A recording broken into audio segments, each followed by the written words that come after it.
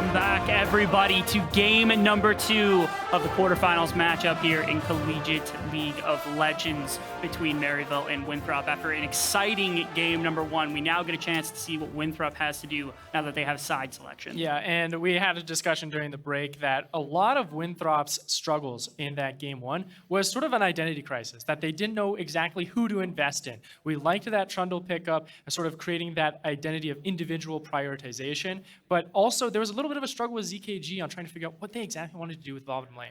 It's a situation where it felt like ZKG was very powerful. Mabud had options to go for very powerful moments or dives or such, and yet it was Winthrop who weren't able to pull the trigger as a team to figure out where they wanted to go. And now maybe they get a chance to recombine, reconsider, and put themselves in a situation where they can make that decision a little bit better, because that game was indicative of a Maryville that nobody wants to see inside of this tournament. The Thanos Maryville, as you coined it with that composition, being able to get everything that they ever wanted, having that stable top lane, having that late game investment, getting that versatility in the mid lane that APA loves, as well as having that priority of just exactly countering what Winthrop wanted in that bottom lane. Azog and Shady did a phenomenal job on that Caitlyn and Lux. And now with Winthrop on blue side this time around, it's more of a question of, okay, not only do you have to stress about making sure you can sort of address your counter picks well on your 2-3s and on your 4, but also where are we going to sort of strike at Maryville's composition itself? How do we get them off kilter? And that's a big ask when not only are we asking you to improve upon yourself and realize your own identity in a best-of-3 series with your life on the line here, but also to challenge your opponent as well. This is the team that needs to figure out what they need to do very quickly. They're defending their title. They're playing the team that they beat in that title that a lot of people did consider favorites in that year and even in years past. Yep. So Winthrop wants to establish themselves very, very heavily right now. They want to put themselves in a position where they can make Maryville sweat. And winning this game would certainly do so and cement them in a very big light for the remainder of the tournament, even if they were to lose. You can see that banner up there for very good reason. Mm-hmm. Coming back now, again, it feels like the carries that they brought into this tournament, they're a lot younger. They definitely had their bright spots in that last game. I'm excited to see what their game plan is walking into this second drafting phase. Like we had mentioned, sort of take out those strong sides on both parts of the Rift. From the Maryville prioritizing both the gameplay and Senna once again. Nico gone this time around, so APA. Yeah, I'd like, whenever I see a ban aimed at Ian though, it's always sort of a shrug for me of saying, okay, cool, you banned one of his picks in such a massive pick ocean. He is so versatile at whatever he wants to play, and leaving that gives some flexibility for Maryville to possibly get back what they wanted. And I'm curious now whether Winthrop actually goes to immediately Karma. And I think Karma makes a lot of sense for both Ivano and for Kenji. They lacked a bit of comfort. The Nautilus wasn't bad, but they got picked out a number of times. And Kenji's a very comfortable Karma player. That might be helpful for them if they're able to snag it up first. We'll see if Maryville gets a beat on that and goes for a ban immediately, because I have to anticipate they want to put that on priority, as they've taken the Senna and the Lucian off the board, as well as the Wukong being taken out from Odd Orange Clear. Maybe Frost Force doesn't prep for that because that was banned away as well. And the Gwen from the Bud, another pick that is really well picked. It was picked in the last series, had some great effects, and the Bud is very good at it. I'm just sort of looking into the future here. Wow, Ornn instantly picked up here. That kind of worries me, because the one champion that's kind of ringing in my head right now for Niles is Camille. I feel like it's something that can take care of that top lane just as fine and invests in the late game very, very well, and just sort of obliterates compositions with that true damage, with always having side lane pressure, and it gives that versatility that Maryville loves, having the flanks, allowing Jensen to sort of formulate that concoction of a Frankenstein composition. But they're going to go with the same of locking in the Lee Sin, getting that early jungle priority that is flexible. Odd Orange did a phenomenal job on it. If it ain't broke, don't fix it. Of course. And it's even funnier because, again, we had our highlighted matchup of Niles versus Mabud. And last game it was Niles on the Ornn. He got the better of that matchup. Now it is Mabud who gets his chance at the one-on-one against Niles, who takes your amazing pick of the Camille up into that top side in the one-on-one matchup. As we're going to get to see what Winthrop wants to do with their composition from here. They're already good at team fighting. They've got the scaling with Ornn. Now it's a question of what do they want to do next. Oh, at this point, I think you just don't run with scissors against Camille. That's going to be a nasty cut. But Graves, though, is something that, even though it might just be a hover, I think that's exactly what Winthrop is trying to prioritize here. Have that early aggression again and create that identity, something that also provides some individual priority and some independence in Winthrop's composition. And I think Frostboreas, being one of those more veteran players, might be the player to truly invest in, even though you have those young talents like ZKG, who, for me at this point, I'm thinking of Varus, I'm thinking of Misfortune. Again, sure, you didn't do great on the Misfortune, but a lot of that was because of other factors. And a blind Ahri pick, one of the strongest mid laners still on 12.9, is something that I think is good for Winthrop. And a comfort pick for Ivano, nonetheless. I know when he made a name for himself, I remember Lissandra, I remember Vex, and I remember Ahri. That's the three champions that he was really, really good at. This is an APA backstory classic where he goes for the Cassiopeia for that W. The Miasma able to control this matchup. A lot of consistent damage as well. And I wonder if they're trying to set up a little bit different in the bottom side, because now with consistent AP damage coming out of the mid lane, you don't necessarily need something like a Vayne or a Jinx. You can go like Jhin in the bottom side and just have a winning matchup blind now set up for yourselves. I wonder if Winthrop actually reads that and try to take away bot laners that do that kind of thing to make sure that they can get ZKG and Kenji into a good place. Sure. Like, I think the Kai'Sa ban that they had in game 1 can be traded out for something that provides, like you said, the Jhin or the Caitlyn perhaps. The Rakan sort of scaring away, making sure that the Rakan and Xayah isn't a priority as well. So at this stage, we only have to pick that bottom lane for both Winthrop and Maryville respectively. And with the enchanters of Renata Glask and Karma gone, it starts to confine more of that concern for me in Winthrop, saying, all right, well, the only other enchanter for me is Lulu at this point, where you can go Lulu Varus, Lulu Ashe, and have that capability to always be dueling at any given time. But Maryville gets first pick. They can steal away that grab and force you into a very bad position where there's not a lot of enchanters left to sort of challenge that pick.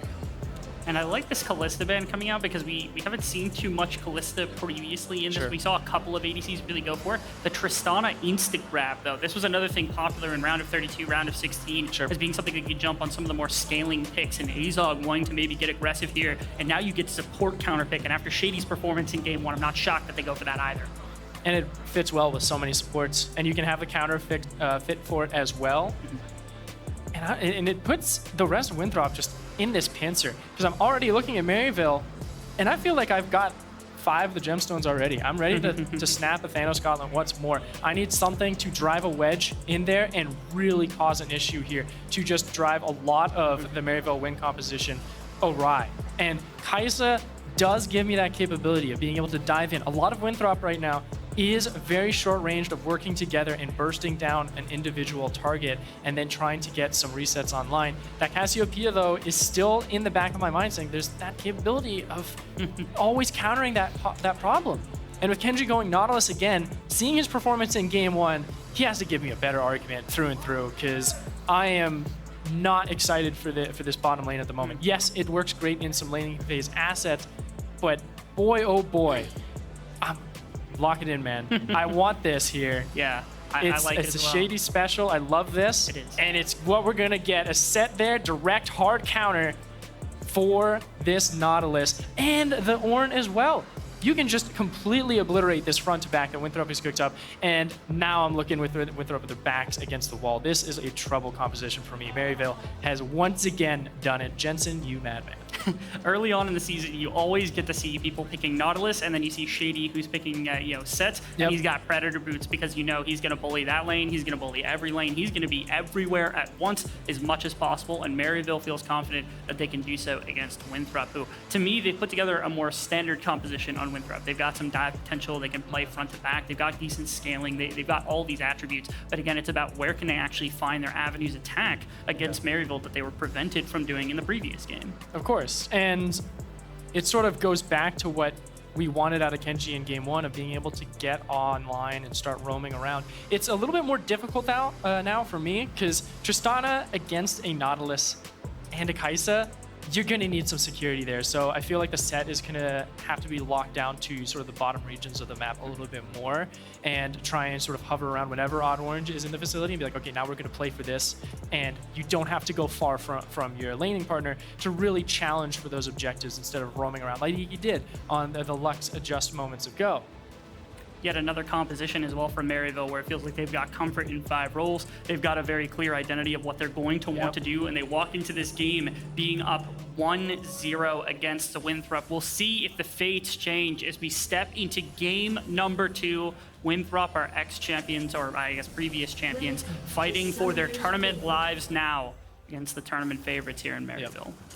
And I think one of the biggest sort of wildcard factors for me in this game is sort of the ego factor of saying, all right, well, Maryville, you're 1 game up. You've got a great composition. You've got great picks in every lane. Do you get a little bit overzealous and try and take fights that are a little bit riskier because you have strong late game, you have strong mid game and neutral priority, and then also being able to sort of disengage and dissect apart Winthrop's composition when it comes down to team fights. So if all of that gets into their heads as being like, yeah, this is an easy dub, that might be the place where Winthrop's like, all right, you created that own Achilles heel for yourself. Let's see if we can sever it ourselves and really drive that home and bring us to a game 3. And the place I'm looking for that most, actually, is bottom side, where not only can you clamp off the Tristana for Azog, who's a great member, but also if you can prevent Shady from getting early access to the map, getting his team ahead. Notably, none of these champions are really good at soaking damage, which means if you get Ivano or Frost Forest, and these champions try to get up in their face, and you are ahead as this Graves with lethality, as Ivano with some assassination tools, you can easily pick apart fights very quickly, layer by layer, if you are Winthrop. So I give it to them once again. What does your early game look like? What can you do to set up some of your carries in a successful set?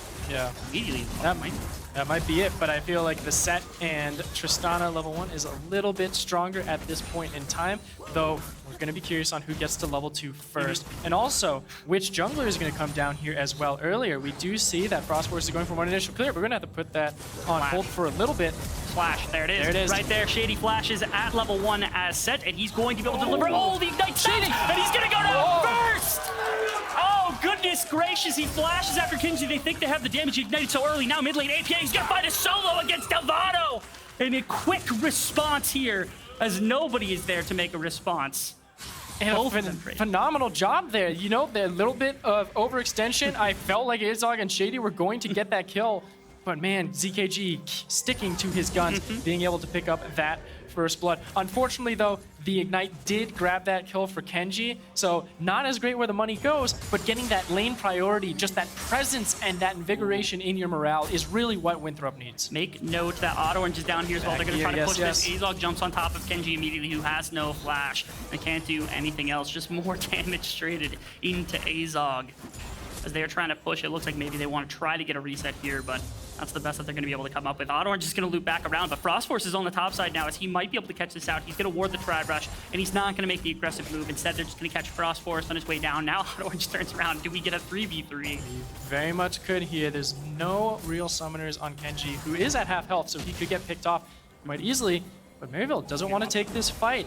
As Ivano, did he steal away that scuttle? He did! Yeah, Ivano with a very nice move out of mid lane. Again, he had died previously and then came back just to get a nice shove and was able to use that to come in, get the Scuttle Crab. If he lands a Charm also, that's almost certainly a flash out of Auto. Exactly. So I love the proactivity already. This is that level 1. Look how early the Ignite gets dropped from Shady as well. Yeah, he knows he has the damage to try and start this up. Like, right when he gets engaged on, he drops the Ignite to make sure that that heal from ZKG doesn't get maximum effect. Oh, the exhaust probably did the difference as well. That like Azog got exhausted, wasn't able to get the last little bits of damage. This was the mid play. It was just one Q from APA was all that was necessary. I hate snakes. But man, APA plays a good one as he's able to get that priority. Ivano low on mana as well. This seems like a dangerous ploy here for Winthrop if they wanted to try this, especially with APA already at full stats, both mana and health-wise. So you're playing with a dangerous game here. And this danger bites. But what's his bot lane? Immediately, ZKG has the bomb on him, but it's not going to lead to the death. Instead, they're just pushed off the wave. Both of them drop to pretty low health. Again, the set and the Tristana menacing to start with. APA gets aggressed on by Frost Force, start things off. Vano, not that much mana. Flash was available, but not able to find an angle to try to flash on top of APA. Instead, probably just trying to help Ivano out a little bit in the mid lane, maybe force APA to back here so that Ivano can catch the remnants of this wave and do so himself. I feel like you'd want them to stay just a little bit longer so that when they do come back, you know, you have the dragon up in just a few seconds. Sure, it's a bit early for them to try and challenge this dragon, but it's more of making sure that they're not able to have that time to set up that mid lane properly, so in the next couple of minutes that you can look for that neutral objective and get some snowball stats rolling for yourself. But also making sure that he tries to stall Niles back as well, who, this is a very silent top lane, and this is really what Niles wants. He can challenge the Ornn early on with Mabud, stats-wise with that true damage coming in from the kicks, and then when it gets to late game, that true damage is going to continue to carry through, and he's going to be able to always threaten that side lane. So the quieter the top lane, the better for Maryville.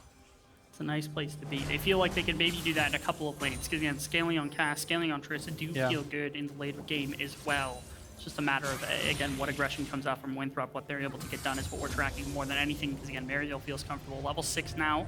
TP also from Niles to get back to top lane. He's going to control so much. It feels like this wave is going to go into the tower, maybe bounce, and then come back so that they can go for a Rift Herald when the time comes. The Dragon is available, and Odd Orange is there right now, so if they really wanted to play a very aggressive game, Shady could be working his way into the river to set up Odd Orange, and then they could shift right through mid lane if APA's got control and go for double objective here in the early stage. And it's level 4 to level 5 jungler for Frost Forest and Odd Orange, so you've got a level advantage.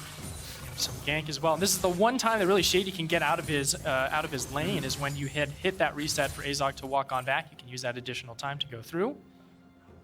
But they're not going to try and challenge it too much. It is a level 6 Ivano, and if you don't get that Miasma onto that Ahri, it's pretty much a botched play nonetheless. So they're going to go ahead, disengage, and say, you know what? It's fine. We're going to get back to those lanes, make sure that our carries are okay, and then we can try and address, once it hits level 6, that very important level 6 for Maryville, to see if they can sneak their ways and sort of force their ways into the jungle of Winthrop. And you noted also, Niles had TP back to top lane, got to wave very, very quickly, and now it's back in the middle. He hit level 6, roamed down maybe to look for Ivano as well, as it appears they're trying to put some additional pressure into the first-year mid laner here from Winthrop. But ultimately, after that first set of plays that had come through, nothing really to speak of. Pretty quiet game, which is sometimes expected from these two teams. Get aggression in top. It's probably not going to lead to a fully extended trade, just a little bit of trading from Mopud. That's what happens when you have to play a very perfect game. You have to be patient, you have to be calculating, and sure, it may not be as enjoyable for all of us watching to not see kills to constantly stacking up onto the board. It allows these players to sort of think it through and think what they need to go to for the next step. And sometimes when you are in these odd pauses of action in the game, it's a lot of checkbox checking, of being like, all right, we need to have priority here. Do we have it? Yes or no? We need to get priority for it so we can get to this objective or to get to this power strike where we can start to cash in. Do we have a mythic item for Niles to try and start to trade and get that pressure on the side lane a little bit more? That's what Odd Orange was kind of to hunt for. And also for the Rift Herald as well. And I think Rift Herald is going to be very important to get Niles to that stage where he can just be that split push threat and always be on the flank, looking for those picks and looking for the denials of that team fight that Winthrop is going to look for when it comes down to the past 14-minute phase when those turret plates fall. Getting a chance to see both teams kind of posturing in this direction as Frost Forest gets tagged up. Rift Herald is on the play. 3 versus 3. Neither bot lane. Kenji's actually the first one to get here if they can stall this, but it looks like Maryville already has it done. They're going to be able to grab the eye. Winthrop's going to come in and make sure they're going to camp the eye, make sure nobody's able to take it, so it is just the Rift Herald grab and not able to be taken at all. As Winthrop actually controls right now about a 500 to 700 gold lead, and this would have definitely closed that gap completely, so defending their very minimal lead, making sure Maryville can't accelerate the game. They're going to go for a fight, a pick immediately onto Niles, an attempted play. The Camille is going to be able to hook shot over the wall, gets out.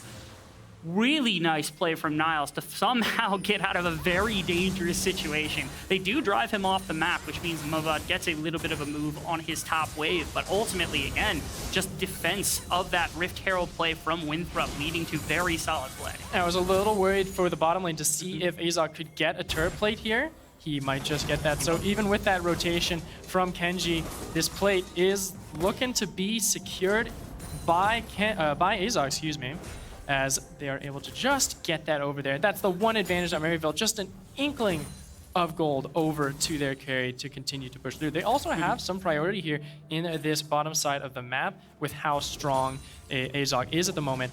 the next concern for me would be that level 6 for Shady, of saying, all right, now when will he start to just brute force himself into the fights, of taking the fight to Kenji once again? Because he's playing on the back foot. He lost that level 1 fight, and that's made him a little scared. He is that level down as well because of all the roaming he's done. But when will that get online with the Dragon now being taken as resets have been smelled out? Finally, the first objective, or now I guess second objective is fallen because Rift Herald wasn't taken, so I'm not going to count it as like the first major objective. The big thing about, one of the biggest differences I think between some of our dynasty teams, some of the long-standing teams, is this level of patience that they can have inside of games. Sure. Maryville has always been a team that can play more slowly, more methodically, that type of thing. And Winthrop has showed over the last year, over the last 2 years since they've been at the upper levels, that they've been capable of doing that as well. Maybe not to the same extent, but if there were teams inside of college League of Legends that were capable of matching Maryville, this is one of the few that might be able to do so. Macro, one of the biggest challenges for these collegiate teams to try and conquer in their own rights, especially when you are at such a high level. And Kenji, he might have found Oddhorn here with Frost Force. This might be a wonderful catch. What a kick from Oddhorn. It's not going to save his life, but it was really good. He is going to use the slow, try to get something, as he is the stat conqueror, trying to get in shade. He's going to be able to find a couple with that face breaker. Kenji has to get out over the wall, as Ivano is going to walk away as fast as he can, as a nice pick comes in. The 1-for-1 jungler for jungler here on both sides, and a second kill now into the snake. Look at where Shady is now on this top side. Mabud on his own with Shady's ultimate available. Could be a possibility of taking down this top laner. He's going to complete the recall. It's done. You know, don't want to risk anything too much. You got vibe checked once. Slow down for now and be on that checklist. Ooh, Niles in a really great place to find some solid trading. Mabud going to get the knockup. Ultimate's going to come through. They both feel like they fancy this one. Flash from Niles forced out to make sure he's not going to get hit by ultimate from Mabud. Orange is here, though. Away. Yes, he is. No kick. No. Try and force it. Still, you do have the ultimate from Niles on the Camille, so you could try and challenge us. That's what they're going to go for. There you go. Yep, immediately jump in from Orange. Smite's going to come down. He's going to be able to get it. Flash away. He's going to get him out of that circumstance. And no Q from Orange means Mabud sneaks his way out of that 2-for-2. Almost looked dead to rights. But both these top laners putting on a solid show up here. Yeah, that's a phenomenal job from Mabud to get out of there and keep himself on the board and not give any gold over to his lane opponents. And to Maryville, who is very close to getting that mythic cashed in. I feel like at this point now, he just needs to clear out that one final wave, go ahead, hit that reset button, and then you'll have that Divine Sunderer for the Camille and be really ready to try and tear apart this Ornn when it comes down to those fights. Once again, we are trying to find that pick to get that side lane pressure. And speaking of side lane pressure, Shady, once again, back into this mid lane, seeing if it can hunt down Ivano with APA. And it's just so difficult because Ivano is just playing right underneath his turret every time. Such an interesting game to watch as well, because we're now 13 minutes in with so little having been kind of interacted between these two teams for the most part. It's a very slow, methodical game, and I'm curious what your thoughts are if we go to longevity, because obviously Tristana and Cassiopeia, they're good champions in their own right when they have their items and such. But when you've got something like a Kai'Sa or something like an Ahri that can one-tap champions like that with just a little bit of CC, do you have faith that Maryville is going to be able to set themselves up for success with these powerful champions if they get locked up? And to that end, I feel like the best answer is the location of where these fights and contentions over these objectives are going to be. If we're going to be looking at a very expansive place, I feel like Maryville will have the room to make their moves and be able to thwart and disengage anything that Winthrop is going to try and throw at them. Where if you're put into a confined small space, you're going to be forced into that front to back a lot easier for Winthrop to try and come back and use their composition to max effect. Checking in on the gold at the moment, you can see it's still very close. Not even 1,000 gold separates these teams.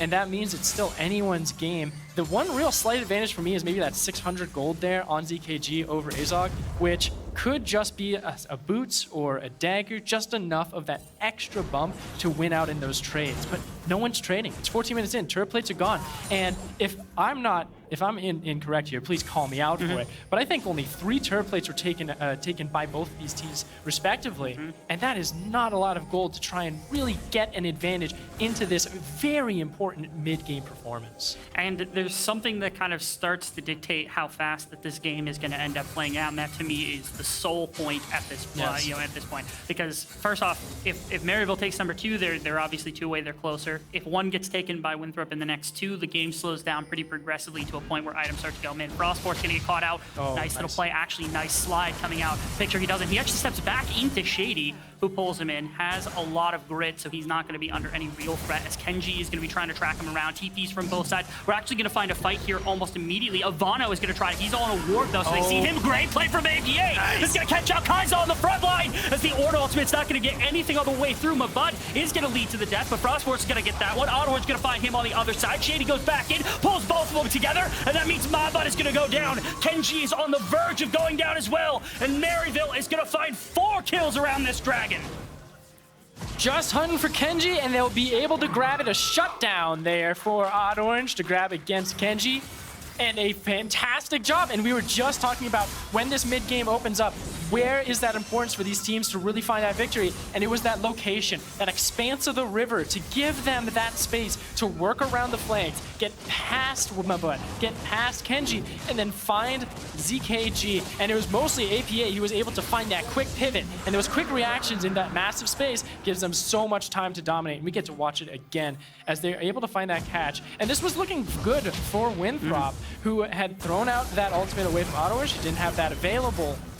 But it started to get really bleak once the map started to open up a bit more. And Shady's so close to dying here, you know that they had to think like, okay, we can win this. That's why they're moving people in. Ivano doesn't make an aggressive play. Right here, ZKG has the most gold in the game, goes down so quickly in this fight. And we haven't really still seen a fight from Winthrop that is standard and allows him to focus 1 member at a time. Didn't happen with his fortune to set up a really good ultimate except for the 1 time. And in this game, the Kai'Sa also has to have that capability. So if you're going down first, Winthrop loses so much of their team fight. Keeping him alive has got to be priority number 1 if they want to take it. Because again, if ZKG survives right there, there is a lot of difference that fight probably shows. Maybe picks, maybe ways for the Kai'Sa to actually kind of influence things over the course of the entirety of that play. Maybe even the Dragon going over, which evens this game out significantly. Yeah, Odd Orange was fairly close to death for a little while there, and if ZKG was there, that would have been a good way to start snowballing for this pick. But this is going to be a fight for Herald. Frostforce picked on the right. Shady's getting picked, or Shady picked on the right. Shady's gone. It was the other side going down. Ivano is able to get the first pick. APA is also going to get brought down. And that's a massive shutdown for ZKG, who's going to now continue with the rest of his team. Ivano kicked over the wall into Niles, so he's not going to have the damage. Kenji now in a 1v1, and he's also going to be able to pick that up, try to get resets of some kind to continue jumping over the wall. ZKG, Ivano are still available. Yig. Ultimate from Azog gonna stop that. Odd Orange goes in. He's gonna try to find something. He's gonna go down though. Single target damage is really high. ZKG falls to a lot of the damage coming out from Niles, who's got the most health right now. Ivano's charm is the only thing preventing Niles from just jumping in blindly and keeping this team down, taking down all 3 members. Not gonna fall. Hook shot was used in exchange for the charm, so cannot jump in. But right there, Winthrop, signs of life. Their ADC finally gets a whole team fight. And they were able to get at least some signs of a front to back as well. Mabud was able to sort of guard around his back line of Ivano and ZKG. And from that position, you're able to start to provide that damage and start to isolate targets. But on the same side, on that same flank, we had that capability. And here's APA. That's actually very important. Thank you, Observers, for spotting that out, because that's the one answer for ZKG, who is a short-range marksman. And with that utility gone, this is where we can go to this position, where you have this split fight. You have this fight going on here, and then divided with the front to back that Winthrop has. And at that position, then you have this situation and this strategy to where Winthrop can work as a unit and be able to fight as a unit. But it's all with Niles as well, who's able to isolate that front to back so well on his own, allows time for Azog and Odd Orange to work their magic, take Kenji out, and then start to pick away at the members of Winthrop. So phenomenal job from both teams, which again, sort of goes to an even point. But we actually have a break here. 1,000 gold in the lead for Winthrop University. I don't think that's enough, though, for them to really make a confident gesture and a confident statement in this game just yet. There's a number of times also that APA has stood at kind of atop this team. He's been able to make really incredible plays on his lonesome. That right there was the flash ultimate that would have changed a lot during that play. He's getting hunted yet again. Ultimate's not going to tag Kenby. Or ultimate's almost certainly going to be the death of them. Nice CC chaining coming out from Winthrop. What are you supposed to do? He's still not dead somehow. It took him forever, but nice chaining of CC coming out from Winthrop. Be able to grab that one trade on the other side of the map for Azog. Getting that tower is something in return, especially if they're able to get the top tower in response for them. As mid lane is another target perfection. I don't think Niles will have any chance for this one, but also looking at the bottom lane with how Azog had pushed that one out and saying, all right, look at all the vision we've got here to prepare for the dragon that is coming up in 1 minute. Though feels rather early at this stage because it is that 1 minute, so it's going to give Kenji that freedom to say, all right, we're going to roam around, I'm going to clear these wards out, give some priority back to ourselves. That is also a curiosity of just kind of if you do that as well, because you need to also put out your vision and make sure you can sort of keep checks on those flanks where Maryville is trying to find you, where Shady is trying to get onto Mabud and bring the fight into a more condensed place and allow those flanks for APA and for Niles to get to your backline more efficiently. So need to have that responsibility of these vision wars at such an important time where it is a make or break for either of these teams.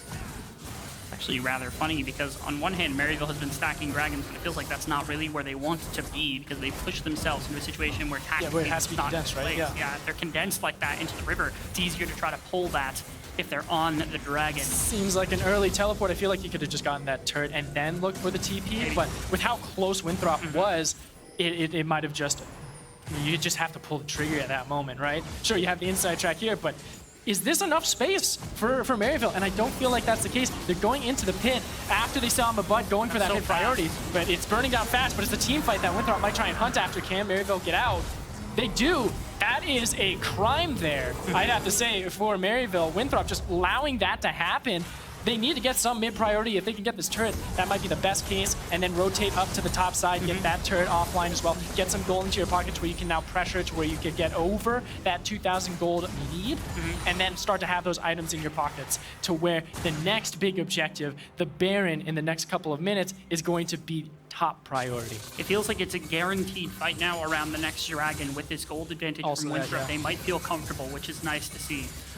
Again, pushing whether topside was going to be a play. That's going to be a pitch. Onto Cross Force, who's going to take... Actually, he's doing rather well in the one-on-one. That is Shady pulling him out of the ultimate. There aren't enough members from Winthrop here to really do anything, as now everybody from Maryville has arrived to the top side all of a sudden. And that means that Mabud's stuck on the other side of the map. He's got TP, but they've got the man advantage. They've got a very fast Baron as well. Yes.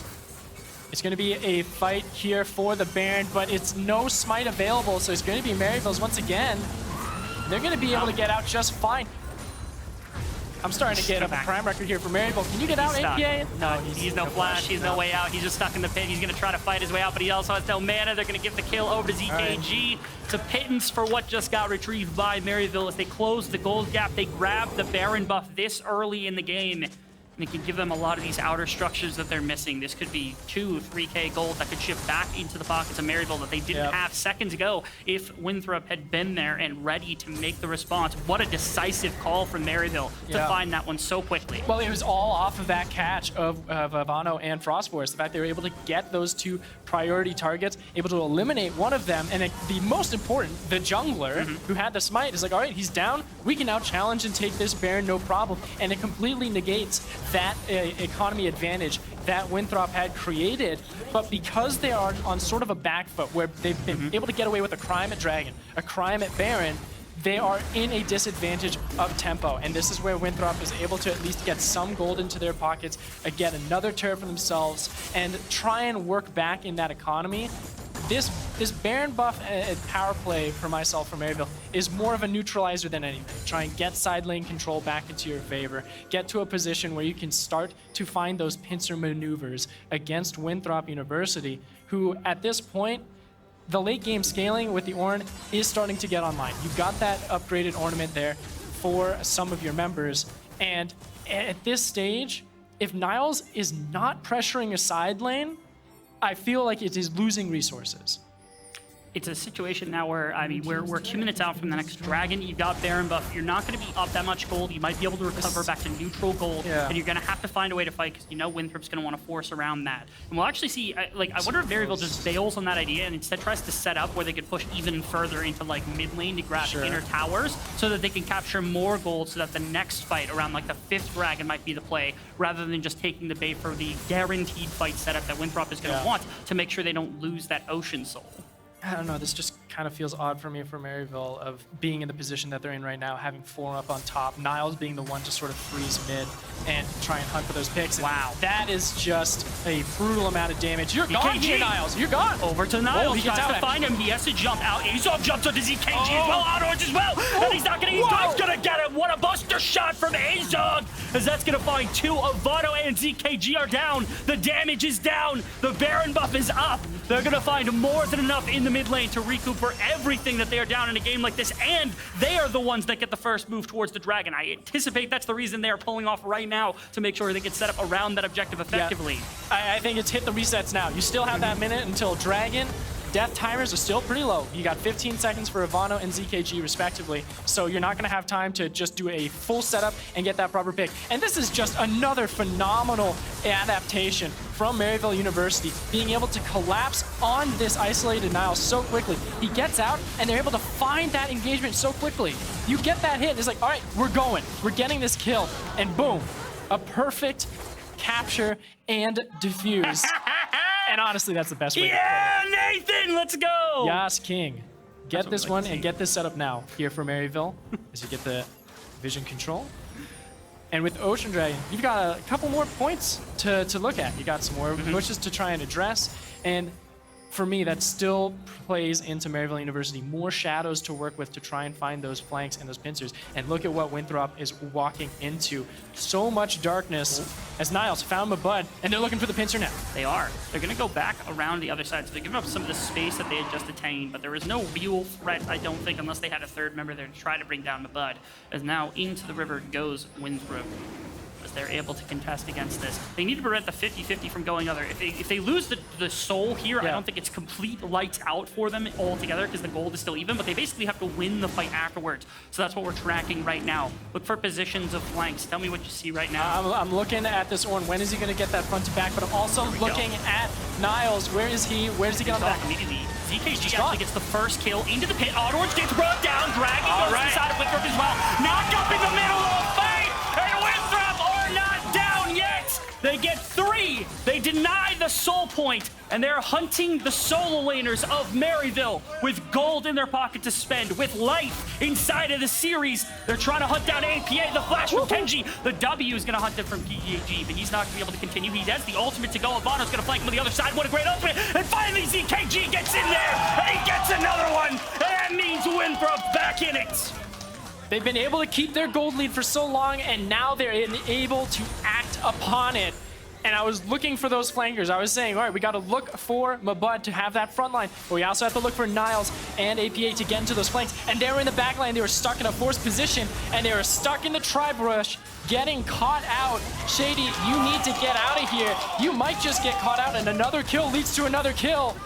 That is going to be detrimental for Maryville University. Winthrop finding that opening, playing how their composition needs to be done. They found their identity, but now can they close out and shut down Maryville's? It's now a situation where they have their first definitive gold lead. They have their first advantage in the series, and they have to push it to deny Maryville, this insanely methodical team who's done this countless times to prevent them from finding a way back into the game. Maybe they're the ones that punish Kenji.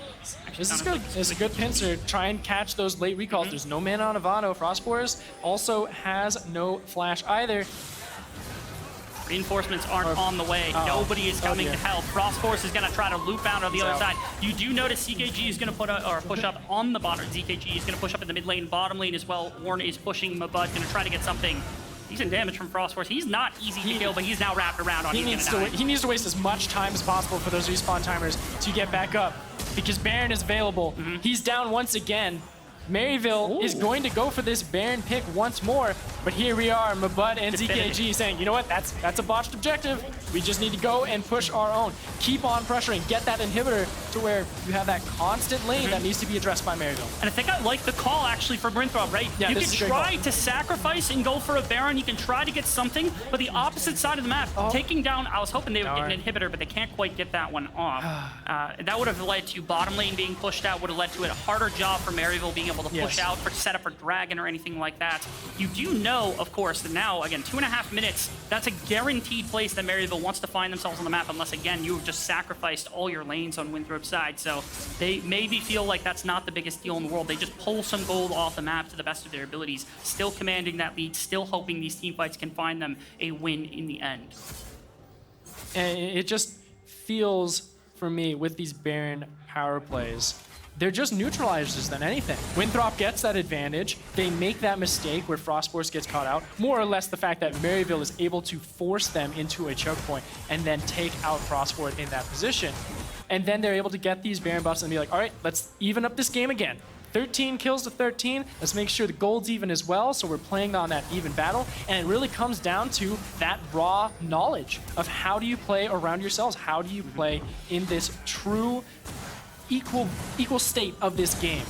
And right now, Winthrop is still winning out in those fights. They're having a composition that is, quote unquote, a little bit easier to execute because it is more of a team fight focus and you don't have to be as complex. But Maryville is doing so good at trying to stretch Winthrop thin and force them to address multiple problems at once. One more note to be thrown in about this Dragon, because you know in a minute this is likely going to be a contest. If a fight were to be won, even with an Ocean Soul lost by Winthrop, with that bottom lane inhibitor exposed, they could try to use their two big tanks to sit there under the tower, let ZKG, let Frostforce just ruin the towers in general, and win the game off the back of that. Something Maryville has to consider. They are the ones that need to pick the perfect situation. It almost feels like Winthrop is actually like setting a trap right now where Maryville, if they commit to the wrong fight, if they lose too many members, they lose in bottom side. If they lose the soul, they have to wait even longer for a team fight to come through. But Niles is finally on a side lane for myself, thank goodness, as he can start to threaten that pressure. And with the Baron buff, he can do real damage and make sure that it's a constant threat, always whittling away. Sure, you have that Baron empowered cannon minion to just constantly pepper at that turret. That's just enough for one person to come down on Winthrop. But in this case, to make sure that you push that wave back, and now it's put into a 4v4 where you don't have a frontliner that is as formidable as that Ornn. Sure, you have Kenji's Nautilus, but he's there to try and make sure that those flankers are not getting on top of ZKG and on top of Ivano. So it is a very weak composition, the 4v4 that Winthrop has, and now fighting for soul. It's gonna be tough. Attempted Shane is gonna prevent the damage coming out from APA. Shane's gonna go down at the beginning of the fight. ZKG still alive. He's down to half health, but it's just gonna be the 1-for-1 right now. As Niles on the bottom side was able to grab the inhibitor tower, Dragon is likely going to go down with no competition. As that Frostforce denied from getting into the pit, and they can't force anything. Gamezone's gonna jump on top of Frostforce, knock him right into the teleport from Niles, who's coming into the fight. He's gonna find one. Ivano on the other side is Zonius. He's gonna go down as well, almost certainly. And ZKG is on the run. Maryville have found the play. Mabud getting run down slowly as well. He's just gonna drop.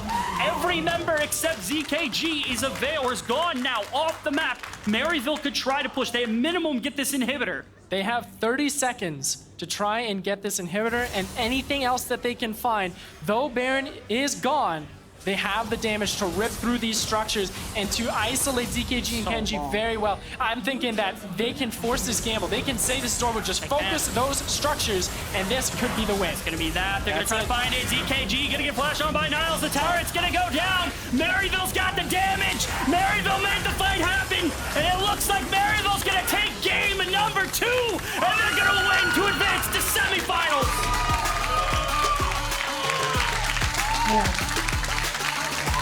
What a series coming out from these young gentlemen, man. Like, they're going up against a rival, against a team that beat them in finals, and they made it look so easy to keep their heads cool and stay inside of a game like that. And it was a very, very slow early game.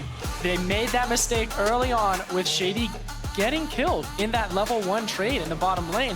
And then from there, they played it patient. They played it slow out, didn't want to force anything more than they had to against Winthrop, who did a phenomenal job. But Maryville knows how to use their team so well. They can adapt on the fly. And there they are right there, Maryville advancing forward to to go against University of St. Thomas, I believe. They've shown, yeah, they advance up against St. Thomas, who's going to meet them inside of that semifinals matchup, which is the first time we've gotten to see them for months, which will be an exciting matchup.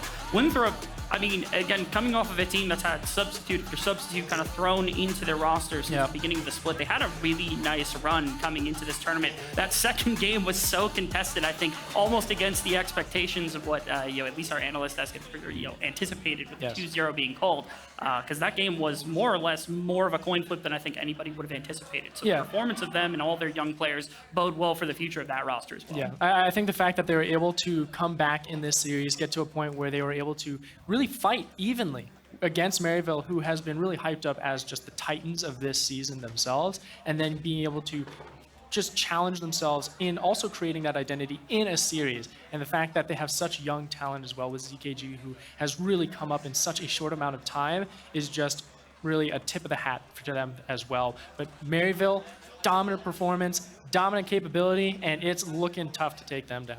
They showed every avenue of play. It looked like their drafting is in order. It looks like their individual plays are in order. Their laning is in order. Their fighting is in order. And even when they're pressed, even when their backs are against the wall and they're struggling down goal, trying to find situations, they are still the ones that feel like they have control of the game, forcing things against the opponents that they haven't been able to respond to. Winthrop is a fantastic team. I know their matchup against UST is going to be a really exciting one for the same reason that UST today, they had a lot of things that went well for them against Western by enforcing their willpower.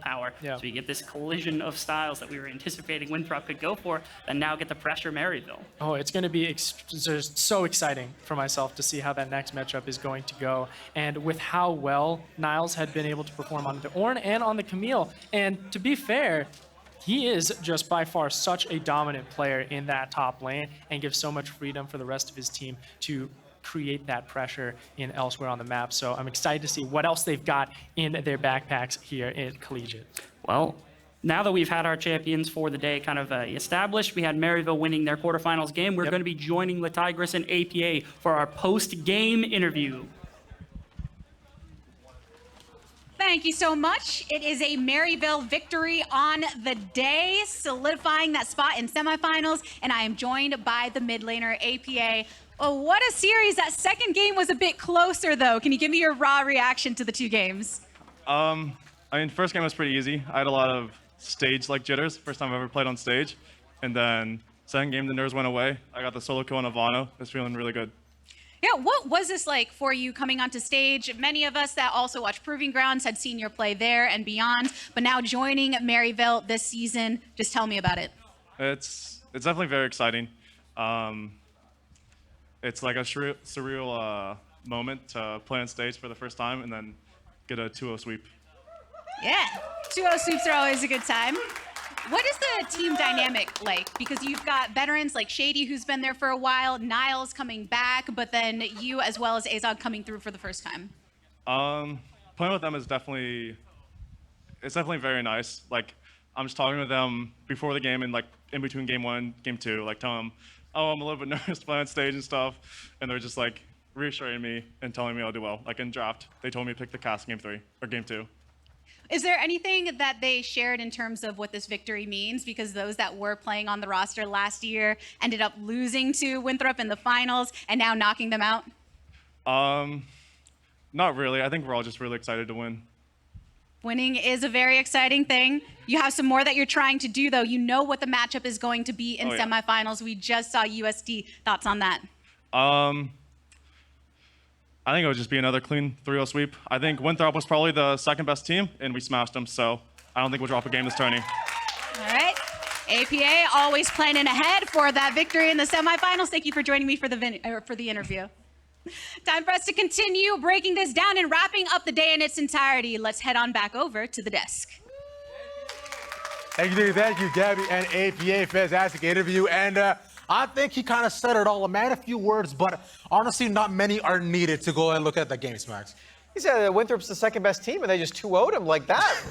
What does that say for the rest of the weekend? Are we going to have a quick time? I don't know. I mean, I like being here personally. Everyone here is so cool and nice. The food is good. Like, I don't know, man. I kind of want to be here for all 10 games. I want to see more games, man. The games today have been absolutely amazing from all 4 teams that participated. I'm hoping that not every single series is a sweep. However, I mean, Maryville and APA specifically seem pretty confident.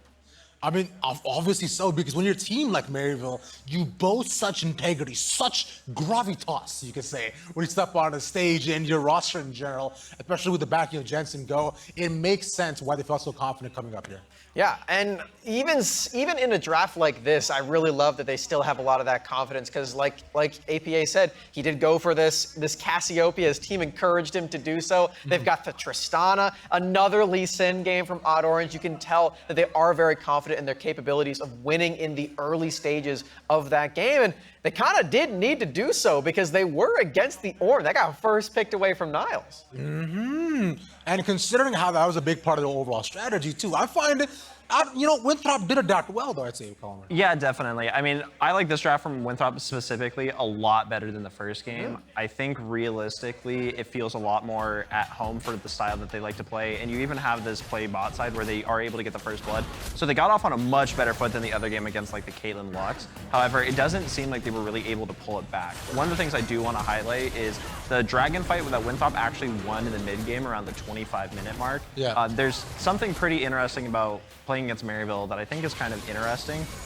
When you play against Maryville, Maryville has such a high prestige and reputation like you were just talking about. Yeah. It feels like when collegiate teams play Maryville, they make a lot more unforced mistakes. You have the fight that happens where Winthrop basically just wins the entire fight, and they chase APA instead of taking 2 inhibitors.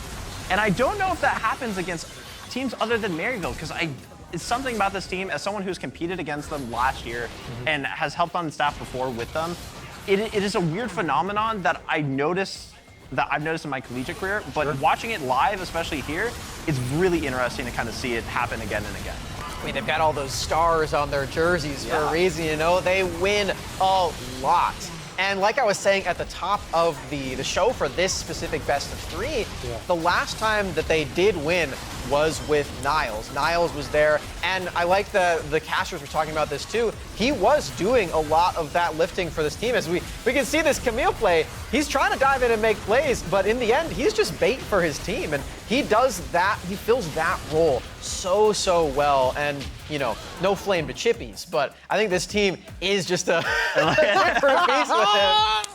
I love their reactions. They're having fun out here, man. They're having a good time, and it's good to see. Obviously, being in person, like APA was saying, it is a different experience than when you're in your arena. Obviously, Maryville's facility is very impressive if you've ever seen their social medias or the content that they do.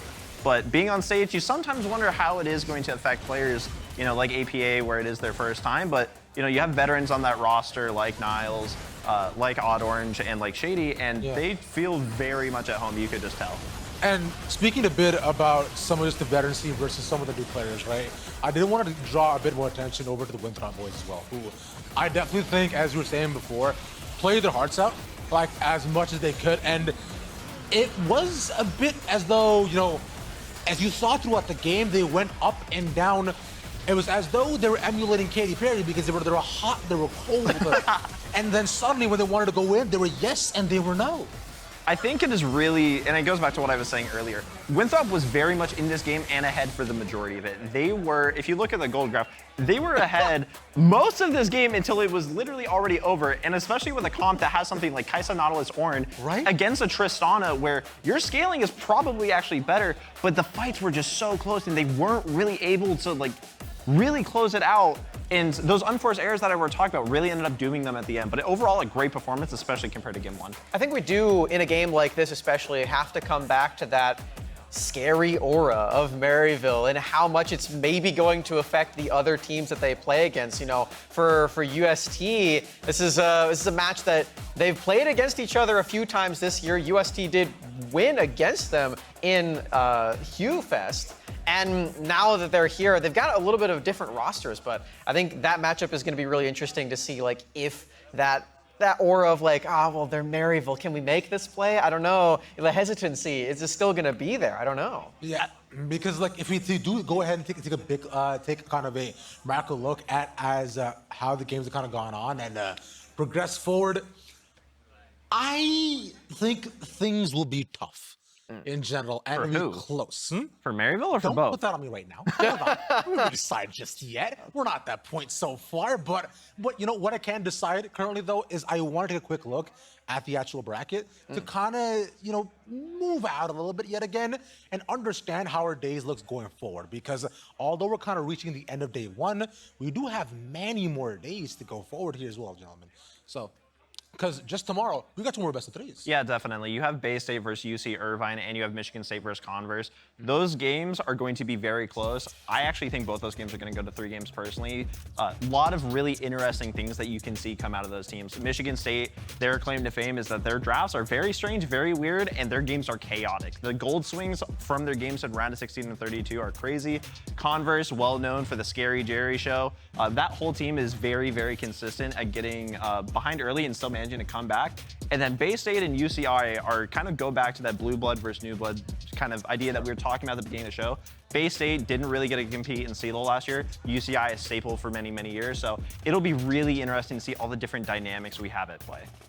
You know, that's really interesting. I thought Michigan State's claim to fame was that they were from the same city as world-renowned League of Legends broadcaster Smax. Ah. I thought that was the reason that they were famous. No? I'm wrong? I mean, that's crazy. I didn't know that you lived there until now. You definitely haven't mentioned it the entire day. I can ask RBM and the rest of the team and see. I mean, along with the push-ups too, you can see all the players getting pumped up. But Hi, baby. you know, maybe it might be time for us to cool down just a little bit as well as you reach the end of our day. That is a wrap on our first day of quarterfinals here at the College Championship presented by State Farm. On behalf of myself, the casters, the entire broadcast crew, thank you for watching, and we'll see you tomorrow for some more action. Good night. What?